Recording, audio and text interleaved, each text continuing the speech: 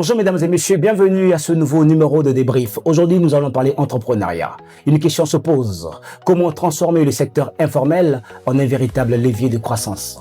C'est l'une des questions au cœur de la 5e édition du Forum Jeunesse, Paix et Développement. Clôturée ce mercredi 4 février au Mémorial Pierre-Savorgnan de Brazza, cette rencontre organisée par le regroupement des jeunes élitistes congolais a mis l'accent sur le secteur porteur de notre économie. Le point d'orgue de l'événement, la remise de microcrédits de 500 000 francs CFA à 10 artisans couturiers formés aux nouvelles méthodes de gestion. Pour cela, nous allons parler avec grâce au SEMA, mais avant d'entrer dans le vif du sujet, je vous invite à suivre ce reportage. On se retrouve tout de suite après. Le cadre prestigieux du mémorial Pierre-Savorgnan de Brazza a servi des décors ce 4 février 2026 à une initiative tournée vers l'avenir. Sous le thème Jeunesse, Développement et Paix, Jacqueline Lydia Mikolo, ministre des PME, a patronné cet événement en présence des membres du gouvernement et du corps diplomatique. C'est tout le sens de cette édition. Les secteurs propices à l'entrepreneuriat au Congo. Ce thème offre à notre jeunesse une boussole claire pour identifier les opportunités alignées sur les axes stratégiques du Plan national de développement 2022-2026. Cette ambition s'inscrit pleinement dans la vision de son Excellence, M. Denis Sassou Nguesso, qui a toujours placé la jeunesse et la diversification économique au cœur de son action. Comme il l'a si justement déclaré, la jeunesse n'est pas seulement l'avenir de la nation, elle en est la force agissante du présent. C'est par l'entrepreneuriat et le travail que nos jeunes transformeront le potentiel du Congo en richesse réelle et durable. La jeunesse entreprenante s'est réunie pour explorer les opportunités d'investissement en République du Congo. Durant cette session, l'accent a été mis sur la professionnalisation. Plus de 80 artisans couturiers venus de tous les arrondissements de Brazzaville ont bénéficié d'un renforcement des capacités sur les techniques modernes de gestion d'entreprise. L'objectif, passer de l'artisanat de survie à une gestion structurée et rentable.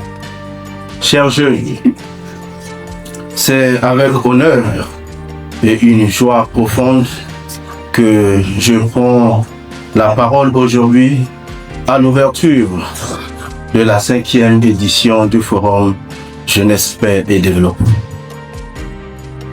Avant de poursuivre, permettez-moi de rendre un hommage vibrant à son Excellence M. Denis Sassou Nguesso, président de la République, chef de l'État. Sa vision éclairée qui place la jeunesse au cœur du plan national de développement 2021-2026. C'est une boussole qui guide nos actions aujourd'hui. Fort de son impulsion, l'entrepreneuriat n'est plus une option, mais une priorité nationale pour bâtir un Congo prospère et diversifié. Avec l'entrée en vigueur de la ZLECAf, la République du Congo s'est déjà placée en pole position dans ce futur marché grâce au leadership du chef de l'État, son Excellence M. Denis Sassou Nguesso. Mais la formation n'était que la première étape. Pour 10 de ces récipiendaires, le rêve devient concret. Grâce au projet Colissa, porté par le FIGA, Fonds d'impulsion, de garantie et d'accompagnement, ces lauréats ont reçu des microcrédits de 500 000 francs CFA chacun pour booster leurs activités. On va dire grande est notre joie parce que nous avons pu accompagner 11 jeunes, selon le dernier décompte que j'ai reçu. Dont les projets étaient totalement aboutis, ce qui nous a permis de pouvoir financer leurs projets à hauteur de 500 000 chacun grâce à notre produit Colissa, qui n'est autre que la garantie du FIGA auprès des microfinances pour pouvoir accompagner les jeunes entrepreneurs de 50 000 à 1 million de francs CFA. Dans les rangs, la satisfaction était totale. Pour ces nouveaux chefs d'entreprise, ce financement est une bouffée d'oxygène et une reconnaissance de leur savoir-faire. Nous sommes de retour sur ce plateau. Je vous ai dit au début que nous recevons grâce au SEMA, qui est un habitué de ce plateau. Grâce au SEMA, bonjour.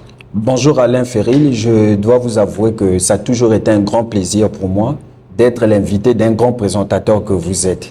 Je suis vraiment honoré par ces mots. Et donc, je suis pleinement satisfait d'être sur ce plateau afin de répondre à vos questions. Alors, tout de suite, c'est parti. D'entrée de jeu, nous avons assisté hier à la clôture de ce forum organisé par le mouvement et le forum des jeunes élitistes congolais. C'est bien cela, si je me trompe pas. Ouais. Alors, il y a un programme phare qui est Jeunes, Développement et Paix. Qu'est-ce que c'est que Jeunes, Développement et Paix? Merci beaucoup Alain Ferril. Le Forum Jeunesse, Paix et Développement est une initiative du regroupement des jeunes élitistes congolais, une organisation des jeunes dynamiques qui pensent que le changement appartient au domaine du possible. Et donc, le coordonnateur de ce mouvement s'appelle M. Oden Dongo. Et moi qui vous parle, je suis donc le responsable de la communication. Et donc, le Forum Jeunesse, Paix et Développement est un forum qui consiste à promouvoir l'entrepreneuriat au niveau juvénile. Et donc, ce forum a 3 objectifs principaux. La première des choses, c'est d'abord la conscientisation de la jeunesse. Parce que aucune jeunesse ne peut connaître l'épanouissement sans être conscientisée.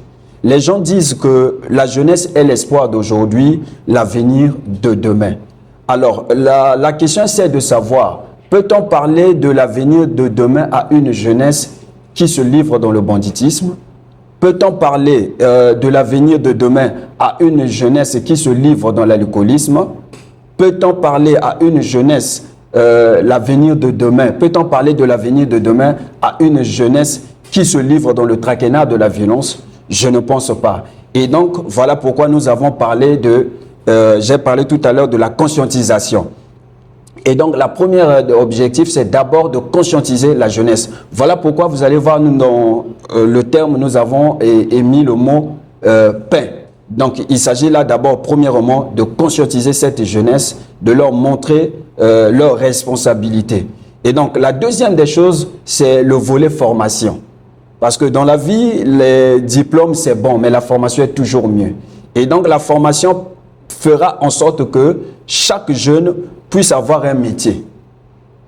Parce qu'aujourd'hui, on parle du chômage. On doit se poser parfois des questions. Qui est chômeur?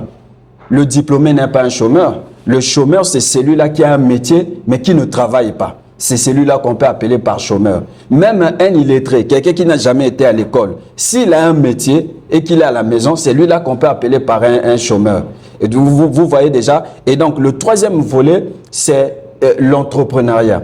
Après plusieurs réflexions, M. Alain Ferril, nous avons compris que l'avenir se trouve dans l'entrepreneuriat. Et d'ailleurs, nous l'avons même eu la confirmation lorsque le président de la République faisait son message à la nation du 15 août 2025. Il avait dit, je cite, « L'avenir se trouve dans l'auto-entrepreneuriat et l'entrepreneuriat ». Et donc, voilà pourquoi nous sommes en train de mener ce combat-là. Et voici donc les 3 objectifs qui permettent au RGEC d'organiser le forum Jeunesse, Paix et Développement. Alors, d'entrée déjà de jeu, hier, nous avons vu la présence de Madame Lydia Mikolo qui était la marraine de cette 5e édition. Je ne sais pas si je me trompe. Est-ce que c'est bien cela? Oui, oui. Alors, et il n'y avait pas que Madame Lydia Mikolo, il y avait au moins 4 membres du gouvernement, 4 ministres qui étaient. Quelle était la particularité de cette 5e édition? Alors, merci beaucoup. C'est une question très pertinente. La 5e édition, nous avons poussé le bouchon un peu plus loin par rapport aux éditions précédentes. Et donc, la 5e édition, nous avons organisé un atelier de formation. Dans l'atelier de formation, nous avons formé les artisans couturiers, premièrement d'abord dans le domaine des techniques de la communication, du marketing. Parce que ces artisans produisent, mais ils doivent savoir comment faire pour vendre leurs produits. Pour commercialiser. Ouais, voilà, donc pour commercialiser. Donc, ce sont des artisans très talentueux qui font des produits appréciables. Et donc, dans les techniques de communication du marketing, nous apprenons, ou je peux encore dire les formateurs apprennent aux artisans comment vendre les produits et même en ligne. Vous savez qu'aujourd'hui, avec l'arrivée de la nouvelle technologie, le tout se passe au travers des réseaux sociaux. Voilà, il y a un grand marché sur Internet. Effectivement, M. Alain Ferril. Et donc, ces artisans-là, il y a ceux-là qui ne savent pas comment vendre leurs produits en ligne. Et donc, cette formation a fait en sorte que ces artisans puissent connaître comment vendre des produits en ligne. Il y a encore une formation sur la comptabilité. Parce qu'ils produisent, ils vendent. Ils doivent savoir comment économiser dans le système bancaire. Donc, voilà pourquoi nous avons organisé cette formation sur la comptabilité. Donc, cette formation a permis aux artisans de connaître le domaine de la comptabilité. Ils vont prendre leurs produits, vendre, ils auront de l'argent. Mais comment ils vont faire pour gérer cet argent? Comment ils vont faire? Est-ce qu'ils ont des comptes? Parce qu'on a découvert même qu'il y a des artisans qui n'ont pas de compte bancaire. Et donc, cette formation a fait en sorte que les artisans puissent créer des comptes bancaires. Voilà le deuxième volet. Le troisième volet, le RGEC, le regroupement des jeunes élitistes congolais, a joué un rôle de pont qui a fait en sorte que le FIGA puisse donner un chèque de 5 millions aux artisans couturiers. Et quand je parle des chiffres, je vous prends à témoin parce que vous étiez vous-même sur le terrain en train de couvrir l'événement. 10 artisans couturiers ont reçu des enveloppes de 500 000 francs pour booster leurs activités. Alors, grâce avant que vous nous poursuiviez, mais il y avait 80 artisans formés. Mais pourquoi choisir que 10 artisans pour leur faire bénéficier de ces fonds? Alors, nous l'avons dit sur le terrain que ce n'est qu'un échantillon que nous avons pris pour montrer aux gens que nous sommes en train de travailler. Et nous nous sommes dit que fini avec les regroupements de longs discours. Nous voulons passer du discours en action. Maintenant, pour ceux qui restent, les dispositions ont été déjà prises. Dans les jours à venir, le mouvement, en partenariat avec le FIGA, va donner des machines à coudre, des habits aux artisans couturiers, afin que ces artisans-là puissent travailler dans les bonnes conditions. Et des accessoires essentiels, il faut le dire. Il y aura aussi des enveloppes. Ça ne sera pas peut-être 500 000, mais il y aura des enveloppes d'accompagnement qui viendront pour accompagner ces artisans couturiers. Grâce à cette initiative, autant pour moi, très louable. Effectivement. J'ai été sur le terrain, j'ai couvert l'événement, j'ai vu comment ça s'est passé.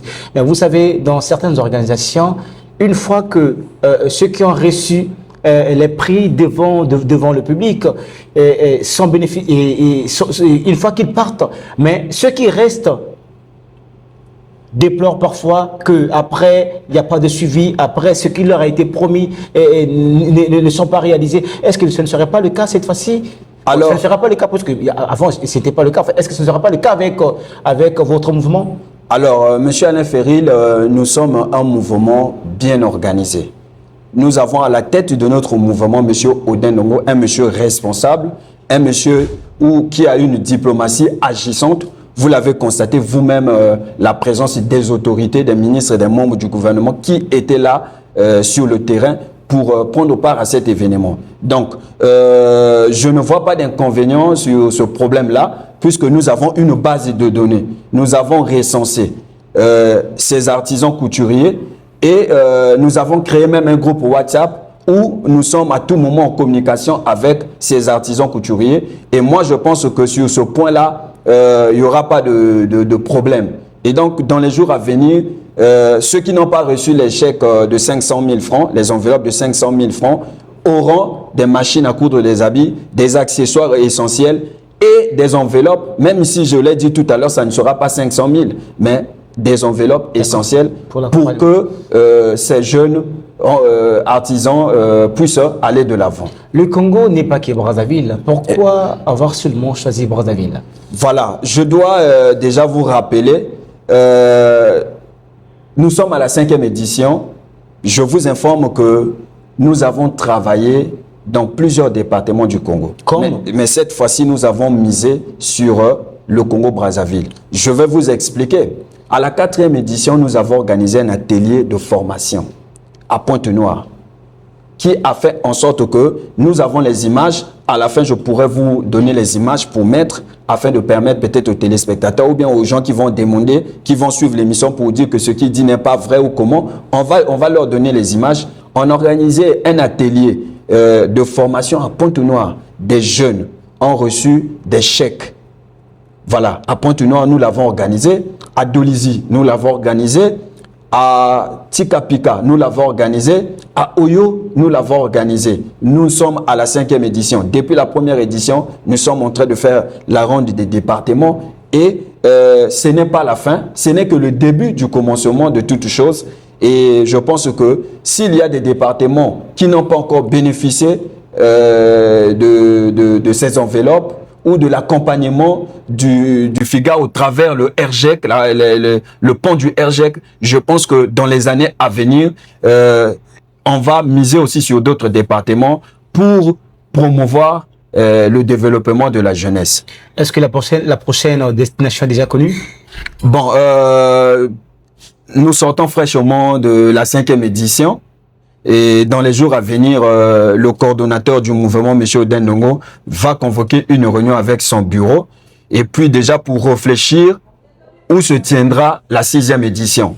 Donc pour l'instant, je ne peux pas vous donner une information fausse, hein, parce que c'est la télé. Et donc je pense que dans les jours à venir, je reviendrai où on pourra aussi inviter le coordonnateur lui-même, M. Oden Ndongo, pour annoncer le département où se tiendra la 6e édition du Forum Jeunesse, Paix et Développement. Alors, Monsieur Grasso Sema, ce qui est sûr, je tiens vraiment à louer ce genre d'initiative. J'ai vu comment est-ce que tout était bien organisé. Alors, comment est-ce que vous avez fait pour réussir cette édition? Je sais que d'autres éditions précédentes, je n'étais pas là, mais j'ai quand même vu des images. C'était une réussite, jusqu'ici, organisationnelle et accompagnée. Alors, comment est-ce que vous faites pour organiser? Je sais déjà que vous avez l'appui du FIGA et du gouvernement, puisque le gouvernement, le président de la République a dit dans son discours que l'année 2025, 24, 25 et 26, c'est l'année de la jeunesse. Accompagner les jeunes, c'est bien normal que le gouvernement puisse accompagner ce genre d'initiative. Alors, comment est-ce que vous organisez, au sein du mouvement pour la réussite de votre événement? Merci beaucoup. Événement, autant pour moi. Merci beaucoup, Alain Ferril. Il y a un adage qui dit « Un seul doigt ne lave pas le visage ». Le RGEC, depuis un certain moment, est en partenariat avec plusieurs structures. Je vais d'abord commencer par le ministère des Petites et Moyennes Entreprises. Nous avons signé un partenariat avec le ministère des Petites et Moyennes Entreprises.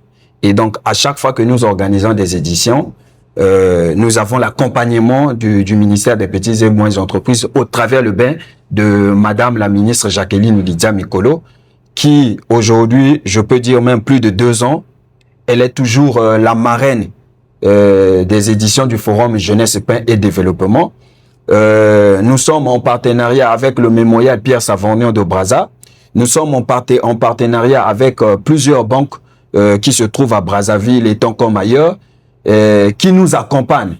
Et donc, nous sommes dit que le RGEC seul ne suffit pas pour accompagner la jeunesse congolaise.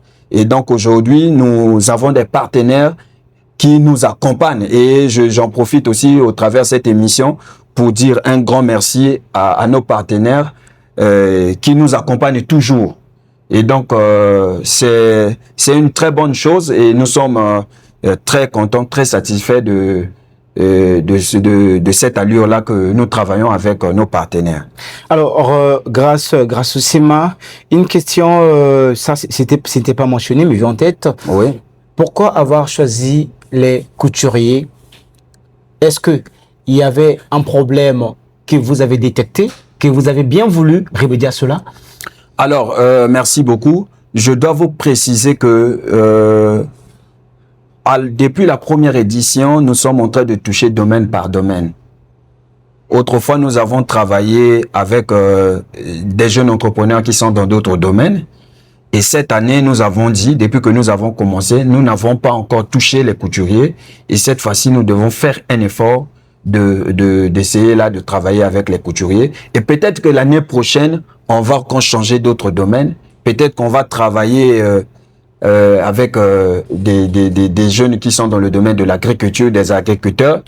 Peut-être que on va changer et donc nous sommes en train de réfléchir. À chaque fois, nous baptisons des stratégies pour que le forum jeunesse, paix et développement soit une réussite. Donc cette année, nous avons choisi les artisans couturiers. L'année prochaine, peut-être qu'on va toujours les retenir, mais on va encore toucher d'autres domaines où on pourra encore réfléchir mieux.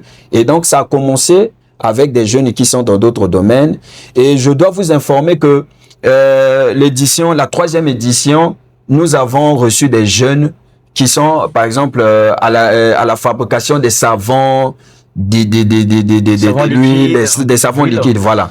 Et donc, depuis là, nous sommes en train de toucher domaine par domaine, question pour nous de valoriser aussi ce que les jeunes sont en train de produire dans notre pays, le Congo. Monsieur le promoteur de l'événement, Oden Ndongo, a dit, je cite, « Il ne suffit pas d'avoir la volonté, il faut y ajuster des stratégies. » Est-ce que vous avez un commentaire à faire dessus? Monsieur Oden Ndongo est un monsieur responsable, est un homme qui a une très grande vision.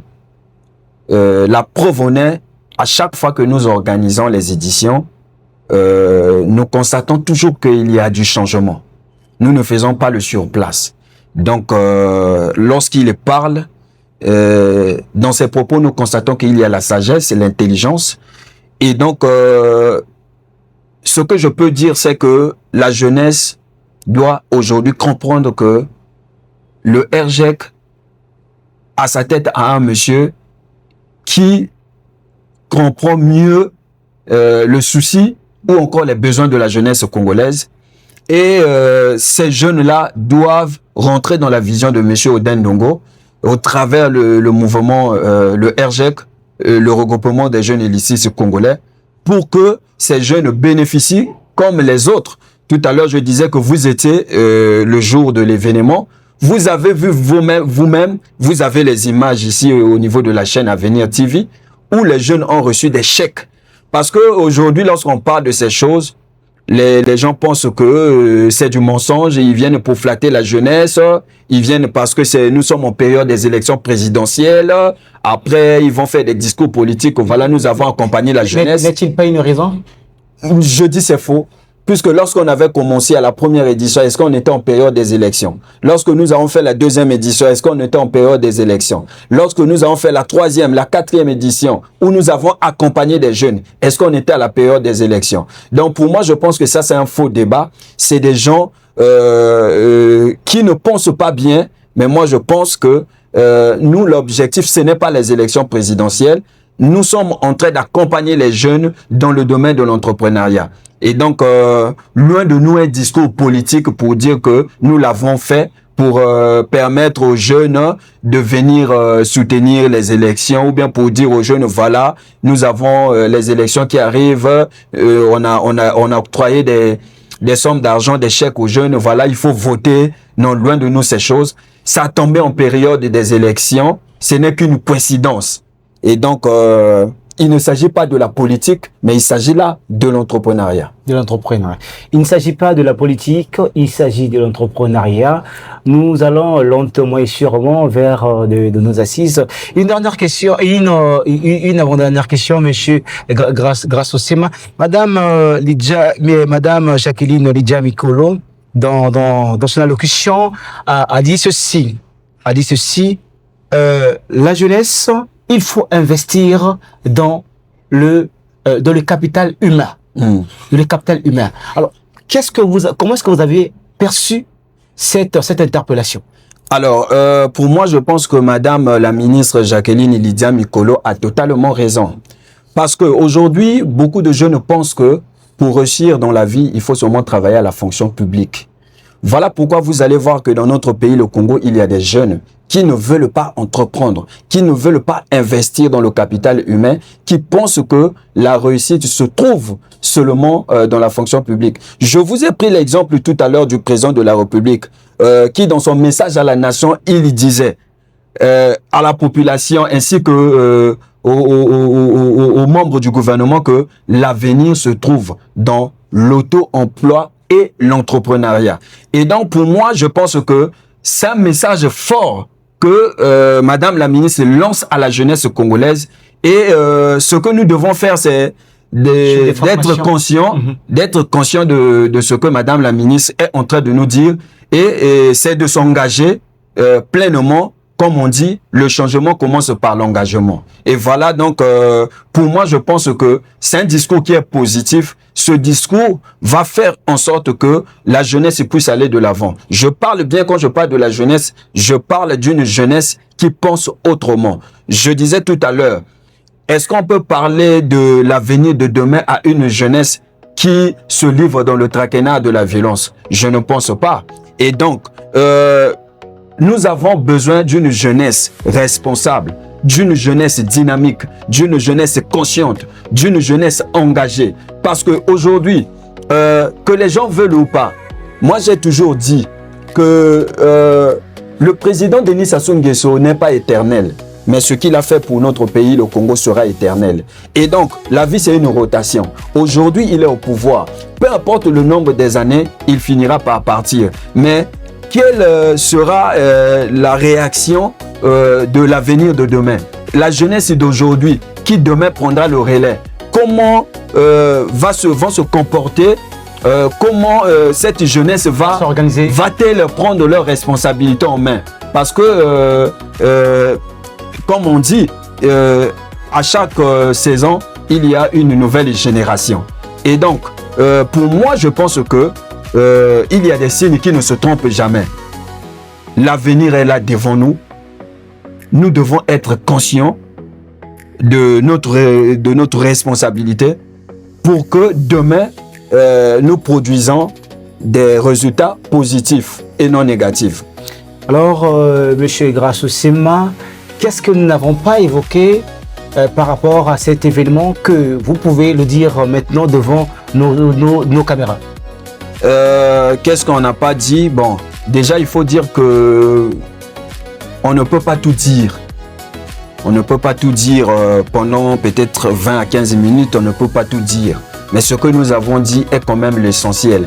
Et s'il y a des choses que nous n'avons pas dit, je pense que prochainement, peut-être, nous y reviendrons encore sur ce plateau. Et je disais au début que je suis toujours content. Ça me fait toujours du bien et de recevoir l'invitation d'un grand journaliste que vous êtes. Et donc, je pense que prochainement, s'il y aura des choses où peut-être qu'on n'a pas dit, nous le dirons ici sur ce plateau. Mesdames et messieurs, vous avez compris que nous sommes à la fin de cet entretien, de ce débrief avec Grasso Sima. Nous avons débriefé l'événement qui s'est tenu le 4 février du côté de Montréal, Pierre Savolin de Brazza, organisé par le mouvement des jeunes élitistes congolais. Si vous êtes jeune, si réellement, je réitère encore mes propos, vous êtes jeune, l'idéal serait de vous former pour que vous soyez le pilier que le Congo attend. Car la réussite, ce n'est pas qu'à la fonction publique, la réussite, c'est aussi au niveau de l'entrepreneuriat. L'entrepreneuriat passe par la formation. Suivez des formations et entreprenez dans le domaine qui vous sera favorable. Comme on dit ici à Avenir TV, notre façon de bâtir aujourd'hui fera l'histoire de demain. Merci de nous avoir suivis chez vous. À très bientôt.